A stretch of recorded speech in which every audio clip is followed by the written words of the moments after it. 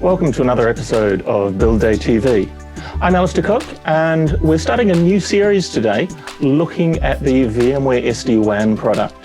Joining me to educate me and you about the VMware SD-WAN is Mr. Rohan Naggi. Welcome, Rohan. Thank you, Alastair. Thanks for having me here. It's a pleasure. So what's your role with VMware SD-WAN? So, Alastair, I've been with VMware for almost 2+ years now.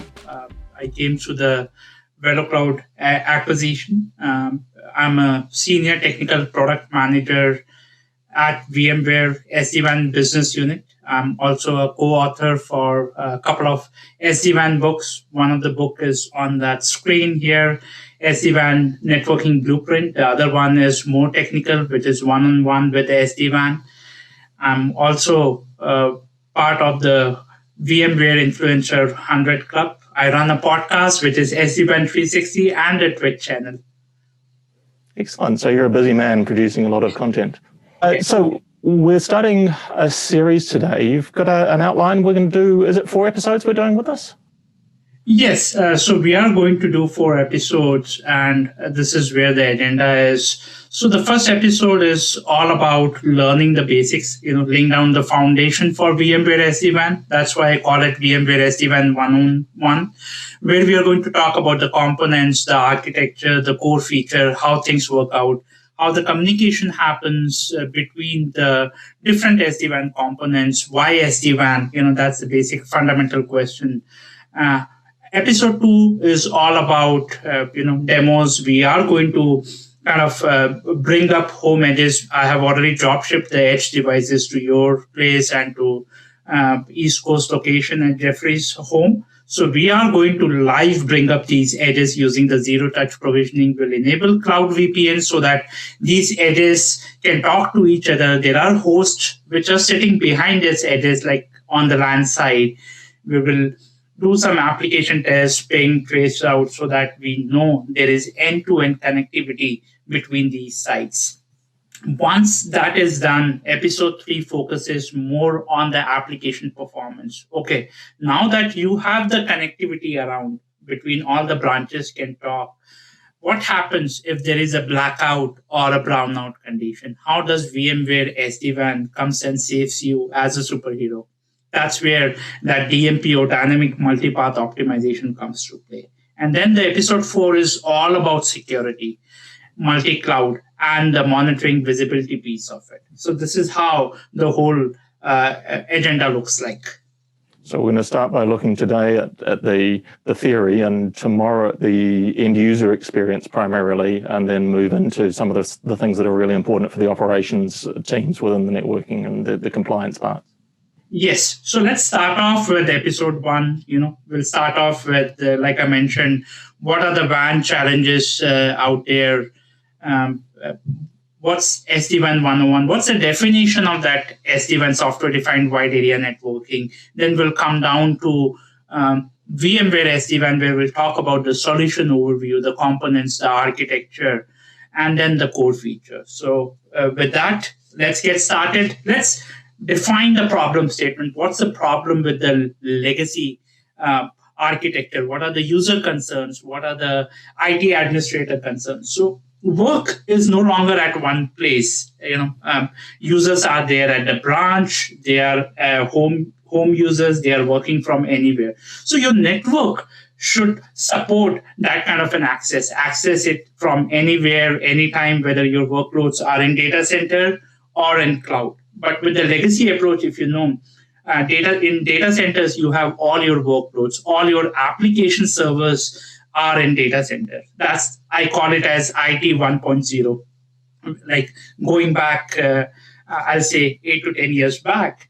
And with that, the traffic pattern is very much similar. It's very predictable from branch to data center to access this application. But now applications have started moving on to cloud, hybrid cloud, multi-cloud. So your workloads are moving to cloud. They are everywhere.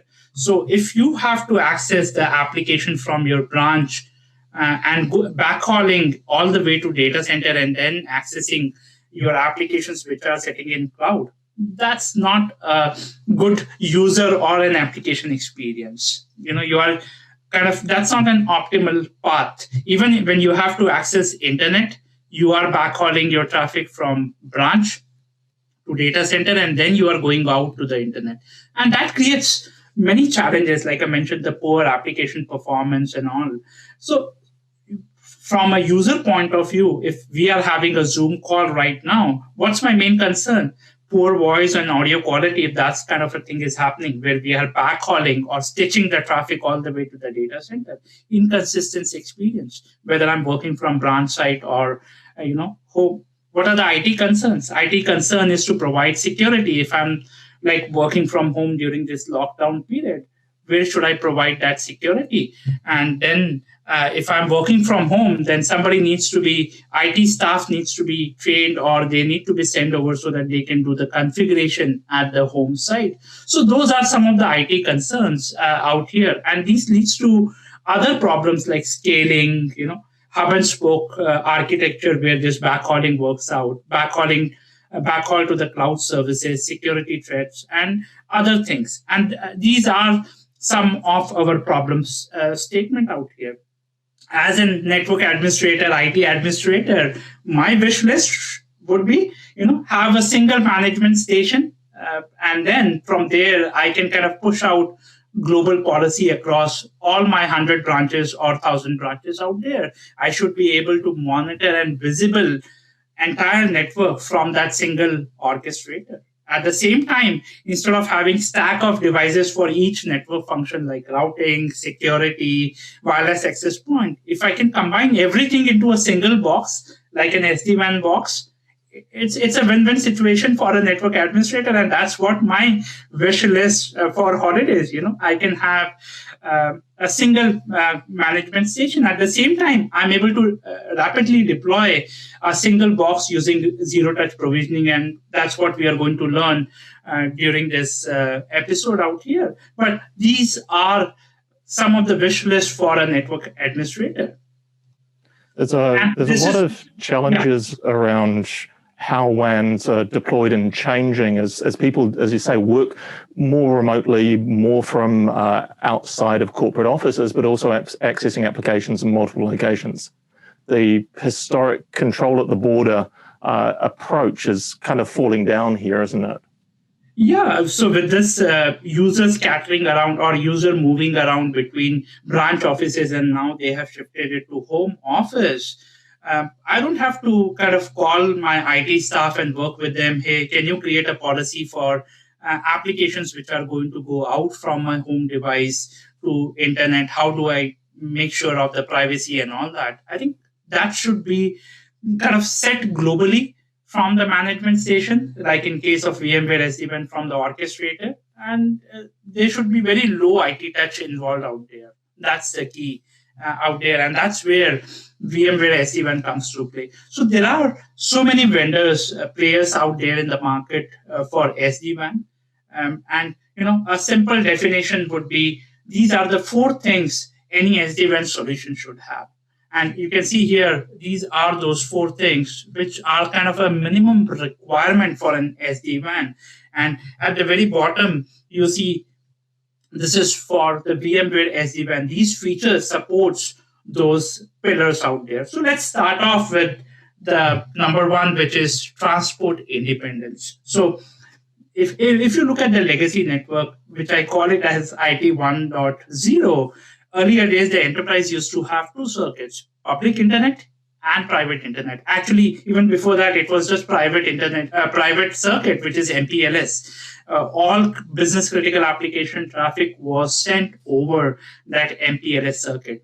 And then slowly the enterprise started having connections of public internet, but those were not active. Those were in standby mode. So they were not actively using it. It was only used when MPLS circuit used to be down, like a blackout condition. With SD-WAN, all the circuits which you connect, all the WAN connections which are terminating on the SD-WAN edge device are in active mode. So with the VMware SD-WAN, if you connect 1, 2, 4, 8, whatever circuits, internet circuit you connect, or private circuit you connect, or LTE circuit, all those are supported. are in active fashion. They all are taking part and in the SD-WAN. That's the key out here, transport independence. And at the same time, it should not happen that your SD-WAN solution says, hey, we don't support LTE. It should not happen. And that's LTE is just an example out here. So any kind of circuit, transport independence. And that's where VMware SD-WAN comes to play. You don't have to rip and replace or rip off your MPLS circuit and have public internet because now you are having SD-WAN. No, you can have both together, public internet and private circuit at the same time. Now that you have transport independence feature where you can use public internet, what about security? Can I send my enterprise traffic over public internet? Is it going to be secure enough? And that's where that second pillar comes to play. Secure overlay. With VMware SD-WAN or with any SD-WAN solution, it should build up an secure overlay like a VPN tunnel. And with simple clicks with VMware SD-WAN, we can build up these SD-WAN overlay tunnel from branch sites to hub site, or from branch site to gateway, or from branch to branch, or dynamic branch to branch. The key here is it should be secure. When your user traffic is going over the public internet, it should be secure. That's the key here. Now you have transport independence. Security is in place on the public internet. The third key thing comes is dynamic path selection. So now when you have multiple circuits, who's going to decide which application will go on link A or link B or link C? Who's going to decide? It should not happen that when link A goes down, then a network administrator kind of creates a policy, or if there is a brownout condition, like there is, let's say, 4% packet loss, now the administrator is defining a policy, okay, move your traffic to the other link. No, it should happen in a dynamic fashion. And that's where VMware SD-WAN DMPO comes to play. Dynamic multipath optimization. Everything is there in that name. In a dynamic fashion, there are kind of multipaths created with this SD-WAN overlay tunnel. We are going to optimize your traffic. So if your traffic is going on link A, and if link A is having some issues like blackout condition or there are brownout condition, then there'll be either on-demand remediation or link steering will happen. And that's part of the DMPO. We are going to cover that in details, and we are going to have a exercise around it also. But at the very high level, that's where that path selection comes to play. Recognizing application, continuously monitoring all the circuits, and then whenever there is a problem, either do link steering or on-demand remediation. That's where that path selection comes to play. And that's very important for an SD-WAN application performance. That's the key. Now, the fourth key pillar out there for the SD-WAN is now you have a newer technology, SD-WAN. Actually, it's not newer anymore, but it's a newer technology. It should not be complex enough to do configuration. I should not be dealing with multiple management stations to configure the SD-WAN solution. And that's where VMware SD-WAN Orchestrator comes to play, which is cloud hosted. And from there, from a single management station, you can do monitoring, you can do configuration, even you can do troubleshooting. By the way, there is no CLI involved for the VMware SD-WAN Orchestrator. Those days are gone when you have to log into the CLI and do show IP route and all that. If all those tools are there in the orchestrator. So these are the four key pillars. That shift to using a API and managing through policy rather than a command line and diffing config files is a fundamental part of software-defined any kind of networking. And then at the same time, if you see within that SD-WAN keyword, software-defined wide area networking, software-defined networking. So it's built up on that. SD-WAN technology is built up on that software-defined networking principles, where you segregate the management plane, the data plane, and the control plane. So if anything happens to my orchestrator, let's say in case management station, it's not going to affect my user traffic because it's not running out from a single device like a traditional router. So that way I'm good. So these are the four key pillars with the VMware SD-WAN. For any SD-WAN solution. And let's talk about the use cases. Like I think we have already touched base on most of the key pillars out here, like the app performance I talked about. performance optimization, the security which is there on the public internet using SD-WAN solution. You can upgrade your circuits, you can replace a private circuit and have multiple public circuits, or you can have multiple kinds of circuits at the same time. The key here is from a single place, I can automate things, I can globally push the business policy, the configuration onto these 100 branch sites out there. That's where that digital transformation is coming in. And these are some of the use cases, and you see those use cases in different verticals like retail, healthcare, and other use cases. And one of my book, which is SD-WAN Blueprint, which is on Amazon also, every chapter talks about these verticals. With those use cases, why would I be choosing specifically the VMware SD-WAN? So with VMware SD-WAN, I think simplification is there from day one. And you will see that when you configure your edge on AWS in the cloud, or if Jeffrey is configuring his home edge, which is shipped out to his home. So that's where it starts from. From day one, that simplification is there.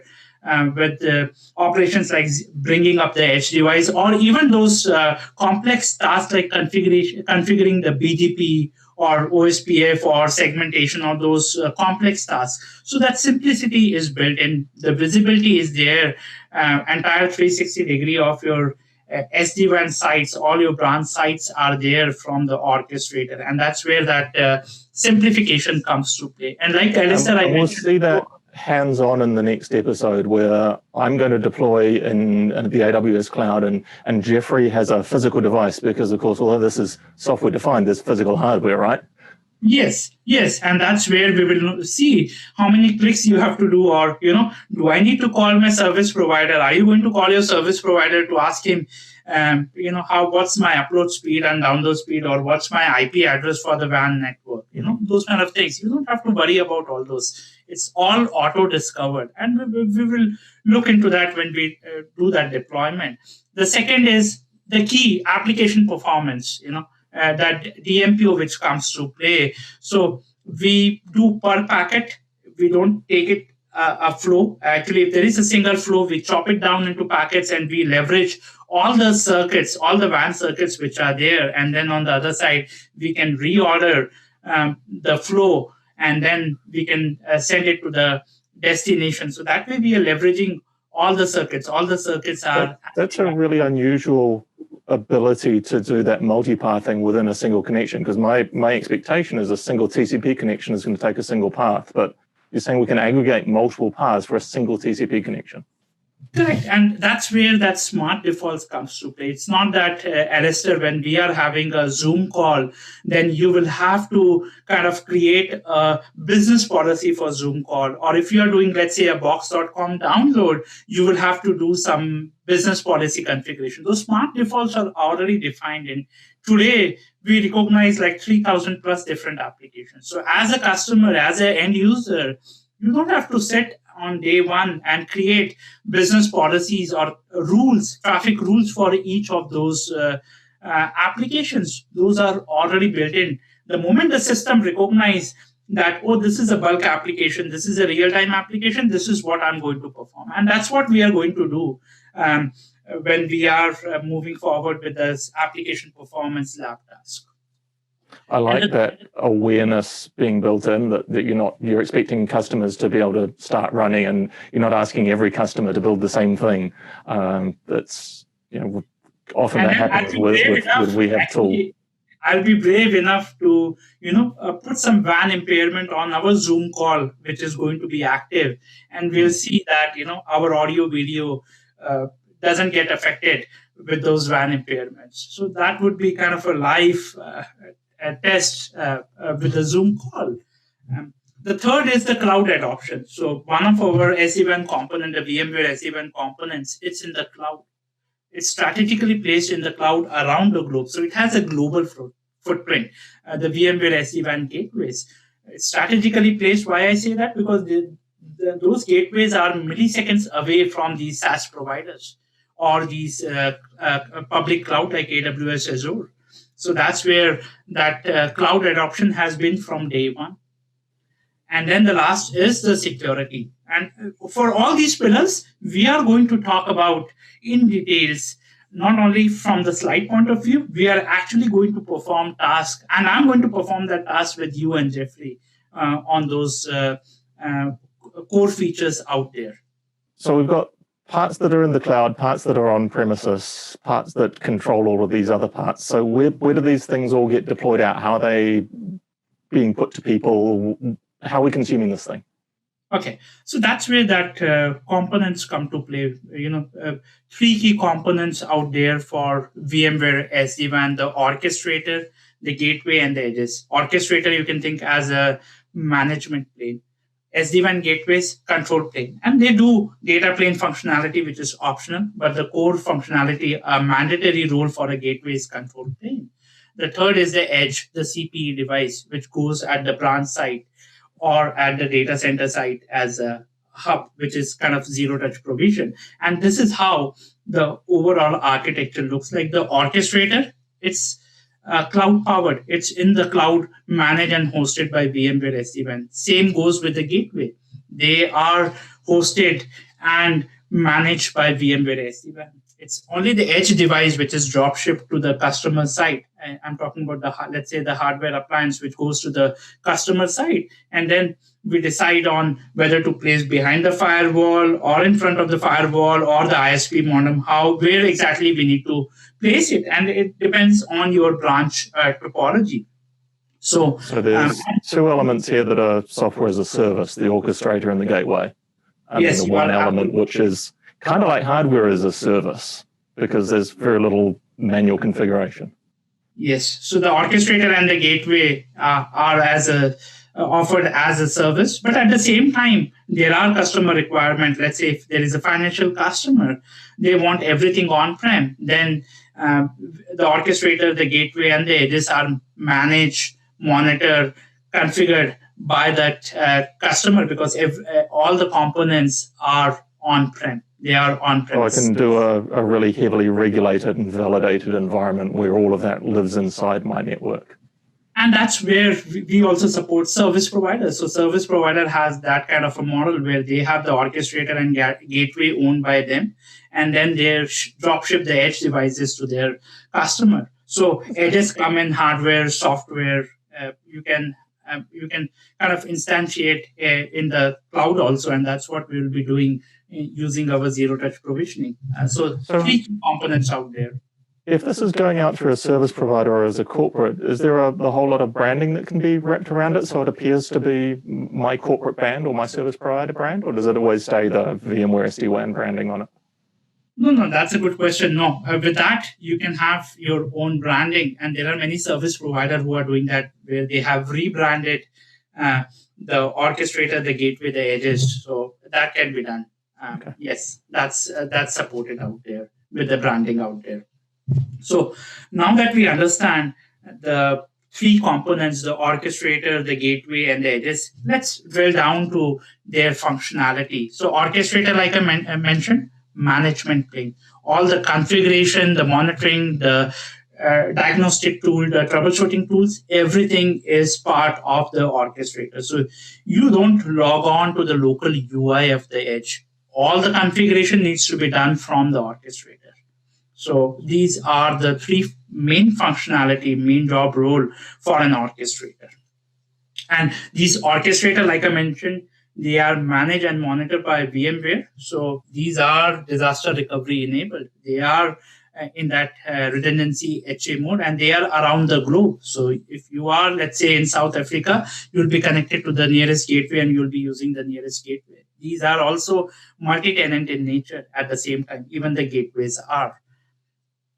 Gateway function. So like I mentioned, gateways are in control plane. That's their mandatory function. Again, these are strategically placed in the cloud. Their main role is, as these are very much closer to SaaS providers, milliseconds away from the SaaS provider. So if, let's say, from your laptop on the LAN side, you type in office365.com, that traffic gets redirected from your home edge to these gateways, because these gateways are strategically placed in the cloud. So that's where, and there are other functionalities these gateway do other than these cloud on-ramp, which I just mentioned about. They do link measurement. So when you bring up your home edge device, you don't have to type in your IP address for the service provider, or let's say my upload speed, my download speed. No, that link characterization happens from these gateways during the initial communication, which happens during the activation process. So you don't have to worry about all that information, and that comes as part of the auto discovery. At the same time, these gateways, you can enable the data plane. So that's an optional feature, but you can enable data plane. What it means is, if branch 1 wants to talk to branch 2, then you can hairpin your traffic through the gateway. So basically, you are using those gateways as a hub device. Imagine a use case where your branch 1 is in San Jose and the other branch is in, let's say, Los Angeles, and your data center is in New York. You don't want branch 1 to go all the way from West Coast to East Coast and then come back to branch 2. That's where that gateway comes to play. So when the edge devices comes online, they do a geo-IP lookup and they connect to the nearest gateway. So in this case, both the edges will be connecting to the nearest gateway, which is in West Coast. So branch-to-branch communication is going to happen. And you could also still do that branch-to-branch communication through head office if you had some security introspection kind of requirement as well, couldn't you? Yes, you are right. So that option, that flexibility is there with VMware SD-WAN. You can have branch-to-branch using hub, branch-to-branch using gateway. You could also have dynamic branch-to-branch. That way you don't have to hairpin your traffic either to the gateway or to the branch. So, and like I mentioned, the gateways we have a global footprint, and every quarter the gateway numbers are increasing. What it means is every region is now having more and more gateways out there. And gateway also help you connect to some non-SD-WAN sites also at the same time. So let's say I can connect to, if my data center is not migrated to SD-WAN, I'm still using, let's say, a third-party router, I can create an IPsec tunnel. Instead of creating IPsec tunnels from 100 branches, I'm creating it from the gateway, a single IPsec tunnel. That way, all the branches can now connect to that non-SD-WAN site also.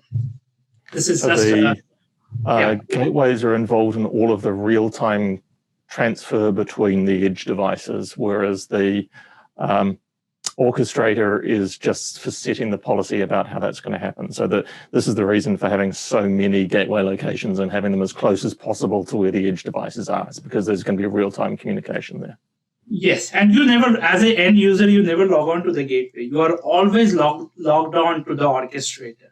All the configuration, troubleshooting, everything you are doing it from the orchestrator, your management plane. Gateway is just in the control plane. It has the global footprint. It helps you with that optimize and kind of secure access to, let's say, SaaS application. That's its day one job when it comes to SD-WAN gateways. Now let's talk about the edge device, which gets drop shipped to your location. You can use a virtual device, which you can instantiate on AWS, Google, Alibaba, or AWS, or the Azure cloud. So different form factors are there. Or you could have these hardware devices where you can see the WAN port and the LAN ports. So when you receive this device, simple configuration, you just power it on, connect the public internet cable so that it can talk to the orchestrator. And that's where that ZTP process, the zero-touch provisioning process, starts to work out. There are a few models hardware models where you can instantiate a third-party security VNF from these edge devices also. If I have to summarize the edge, like I mentioned, hardware, software, virtual, in cloud, these are the same devices which goes in your data center. You configure it as hub. The key thing, if you have to remember for these edge devices, this is not just your router. It's not just with the routing functionality. It's like all in one. Your routing, security, switching, wireless access point. At the same time, it can recognize those 3,000 plus different applications. That DPI engine is running inside this edge device. So it's a very powerful, intelligent edge device out there. The picture that was there was of a desktop, sort of 8 LAN ports and 4 different WAN ports. What's the range in terms of size and power of device? That looks to be sort of a middle of the range device. It's got a couple of SFP ports for high bandwidth, but it's got a relatively low number of ports on there. What's the top and bottom spec of these devices?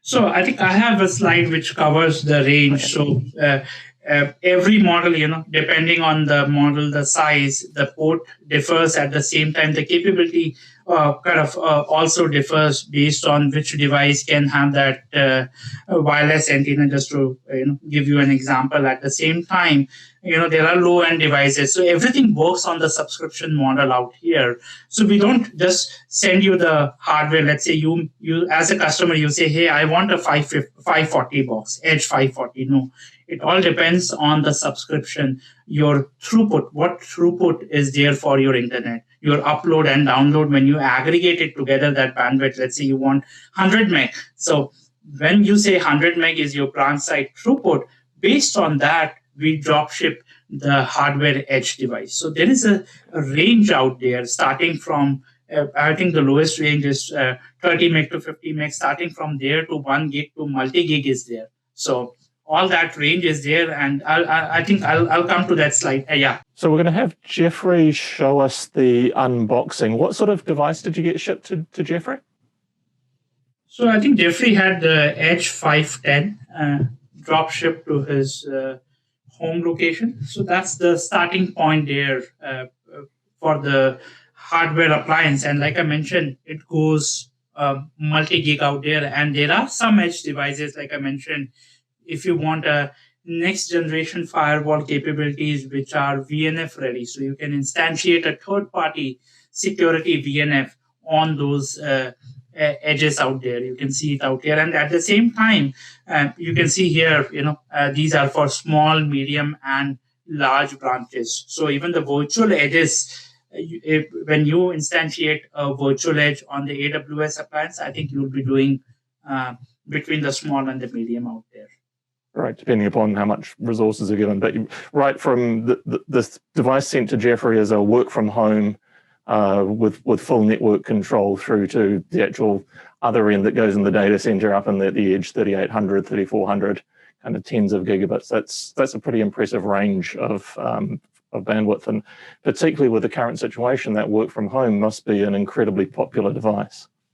Yes, it is popular with 510, and that has, you have seen the LAN ports, the WAN port, integrated LTE circuit, USB is there, so you can have a LTE dongle at the same time.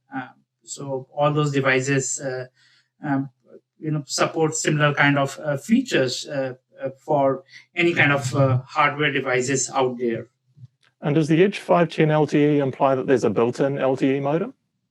Yes, it has a built-in, and there are other hardware platforms where you have those external antennas, so that there is a powerful Wi-Fi connection out there. If you have, like, let's say, more than 1,500 square footage of your house, right, that's where you want that powerful Wi-Fi needs to be there. So there are models which has those external antennas. Also, at the same time, you can have those phone SIM card goes inside the edge device also.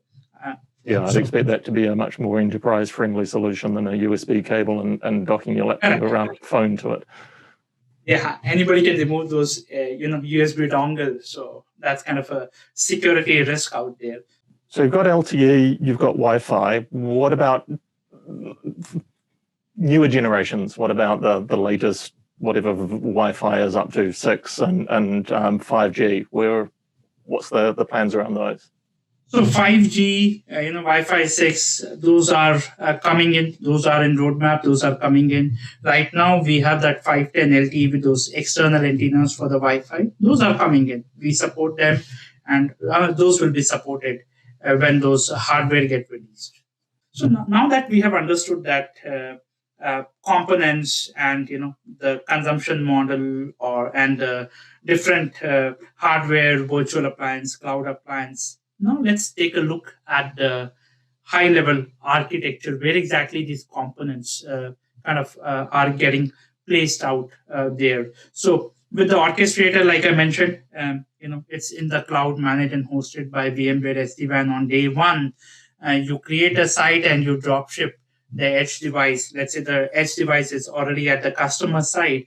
The customer will bring up this site using a zero touch provisioning. And that's where this edge device will do a geo IP lookup and detect the nearest gateway. So let's say you are bringing up your edge device in New Zealand region. So that's where it will do a geo IP lookup and it will connect to the nearest gateway. That's where it will build up the first SD-WAN overlay tunnel, which will be always on between the edge and the gateway. Once that is done, it'll locate and then establish a secure connection first. Presumably, if my nearest to me will be the Sydney region, if that region happens to be offline because networks are unreliable, it'll fail over to a different region.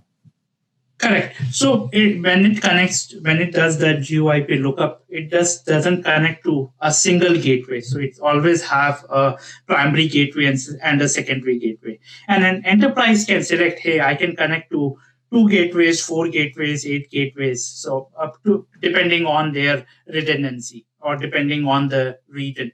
But this is what happens on day one when we do the zero touch provisioning.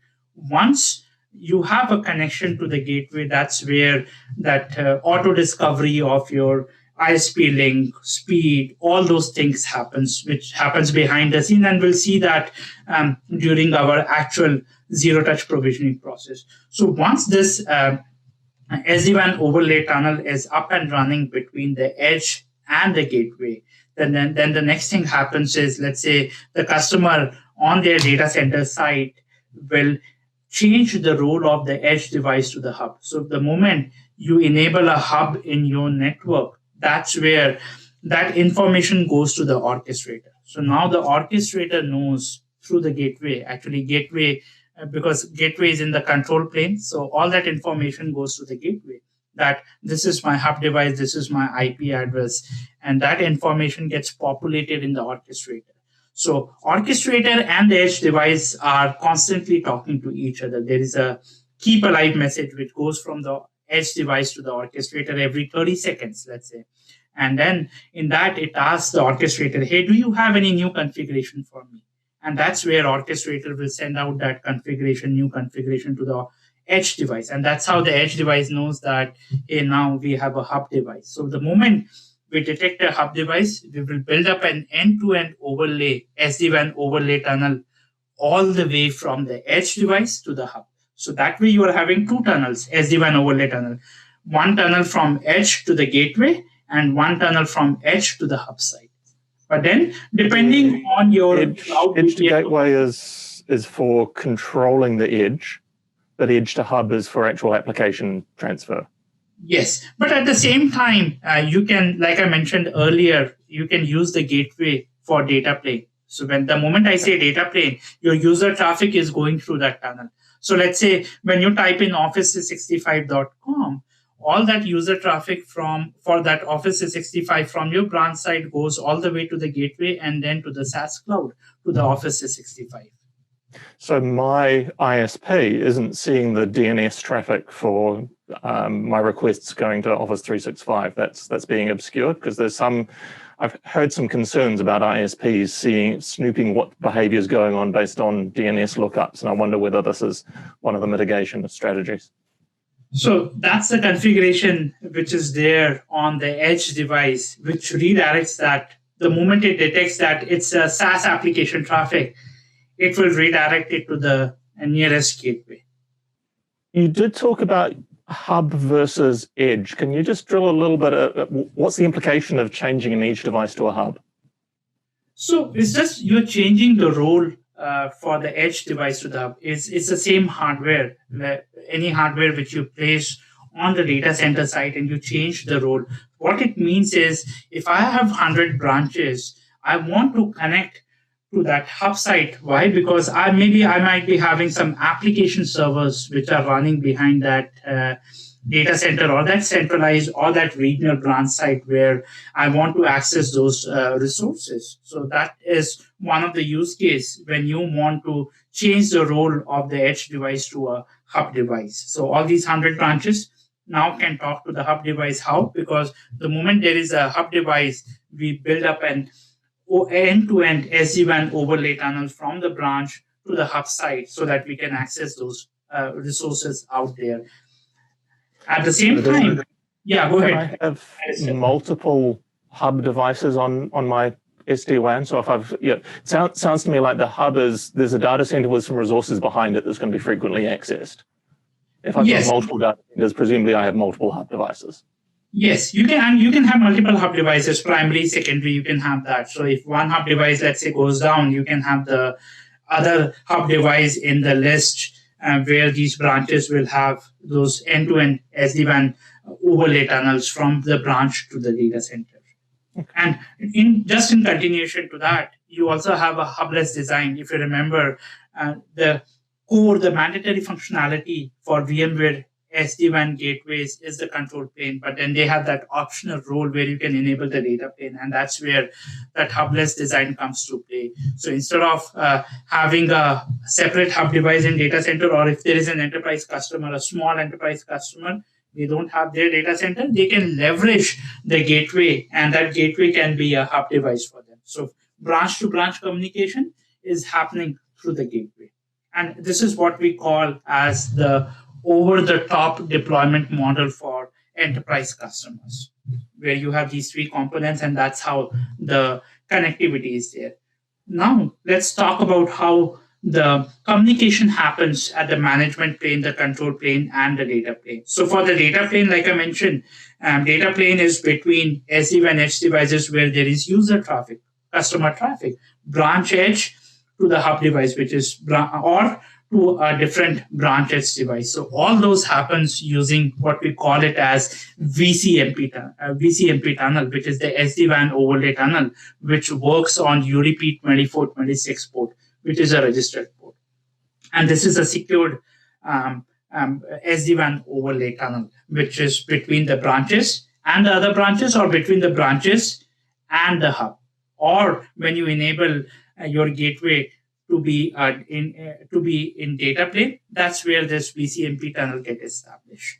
Now, the communication between the data plane and the orchestrator, which is the management plane traffic, is over TLS encryption, HTTPS on port 443. That's where this communication happens. So every 30 seconds, your edge will kind of send out a keep alive, TCP keep alive to the orchestrator. Hey, do you have any new configuration for me? Or these are the logs, or this is the configuration, or these are the logs which I'm sending it to the orchestrator. So that's what happens during those keep alive messages. And then orchestrator will check, oh, there is a new configuration for these edge device. Then there will be a response from the orchestrator to the edge device with this new configuration. So what's happening out here is you don't have to open up a firewall port on your branch side for that incoming traffic, because this is just a response which is happening to your keep alive. All that initiation of the keep alive messages happens from your branch side to outside, which to the orchestrator. It's not that orchestrator is going to initiate a connection to your edge device. That's never going to happen. So everything and all of the policy gets on the edge device by a query to the orchestrator. It's not getting policy out of the gateway, which was kind of what I was expecting. It goes back to the orchestrator that's spread. Was it 3 or 4 locations around the world? Yes. So everything happens from the orchestrator. So the moment, let's say you turn on a hub device, like I mentioned, it goes to the gateway. Gateway is going to talk to the orchestrator. Everything is happening from either the edge or the gateway to the orchestrator. And then in response, the orchestrator will send out the information to the edges or to the gateway. Is that clear? Yeah, and all of this is outbound connections from the edge. So if the edge has got a dynamic IP address, that's all going to be, it's not going to require any reconfiguration for dynamic IP addresses or anything. Yeah, so you don't have to open up multiple firewall ports when you implement or when you activate that edge device. So this is just the management communication which is happening, the keep alive messages. And this is what we just talked about, the heartbeat frequency from the edge to the orchestrator is every 30 seconds. So the initial primary path for the edge management or that heartbeat traffic is from the edge to the gateway and then to the orchestrator. But in case, let's say, if the edge is not able to talk to the gateway for some reason, then there is a secondary path which also happens directly from the edge device to the orchestrator. So there are multiple paths or multiple ways for that keep alive message to reach to the orchestrator. But there are times when the edge is not able to, let's say, talk even directly to the orchestrator. And if the orchestrator sees that, hey, I've missed out 4 keep alive messages, then the orchestrator will kind of declare that, hey, this edge device is offline. And you will see that with the red color legend when that happens. But the key here is keep alive messages at the management plane. You repeat 2426 again, that's for the data plane traffic. Data plane traffic is between the edges to edges or edges to hub. In an optional, when you turn on gateway as a data plane, that's where this data plane traffic will go from edge to gateway also. And this is where the whole ecosystem is with our partners. So when it comes to, let's say, security, so we have partnered with best of the breed security vendors like Menlo Security, Checkpoint, Zscaler, and the list goes on for security. Either you can instantiate a third-party VNF onto our edge, or we provide you cloud security with these security vendors. At the same time, there are other partners out there when it comes to UCPE, or when it comes to multi-cloud, we have that support with Azure, Equinix, AWS, and the list keep on going. And then we have a great presence with the service provider also. So that's how the whole ecosystem looks like for the VMware SD-WAN out there. So the VNF for the security teams, that's the virtual network function. That's kind of like running a virtual machine with their software on it inside of the edge device. Am I understanding that correctly? Yes, you are right. You are running a third-party VNF or a network function on your hardware device. That's a very popular kind of a model when it comes to service provider. They leverage a UCPE model where if they have to run a routing functionality, they will select one vendor for the router, and that VNF software will run as a VNF. Then for security, they will have a separate vendor, and then there is a service chaining between these network functions. Right. So that's really important for getting the security all out right at the edge, rather than having to hairpin back through corporate in order to get the security implemented. Correct. Yeah, you are absolutely right on that. And this is where the core feature comes to play, and this is where our next episode, or we are going to perform these tasks related to, simplification, zero-touch provisioning, application performance, cloud architecture. Will send out a real traffic through cloud, and we'll see how the gateway role comes to play, and then the security. And this is where these are some of the core features for VMware SD-WAN. That doesn't mean that it doesn't support other things out there. There are list of features, but this is where that core functionality comes to play with the VMware SD-WAN. Excellent. Well, thank you, Rohan. That was a pretty comprehensive look at SD-WAN in general and the VMware SD-WAN solution. We are going to carry on playing with the VMware SD-WAN solution, and in the next episode, we're going to actually deploy some, get it configured, connected through the console. So the next episode is going to be lots of hands-on time, and then we'll rock on through some of the more interesting and complex use cases. So join us for more episodes. Remember to, of course, like, subscribe, hit the notification icon, do all of those things, and come visit us at builddaylive.com. And, of course, look for the VMware SD-WAN solution. The website's still the old velocloud.com website. That'll get rebranded shortly, but lots of great information here and in the following episodes. So thank you very much for joining me, Rohan, and thank you, Jeffrey, for making us look so good. Thank you.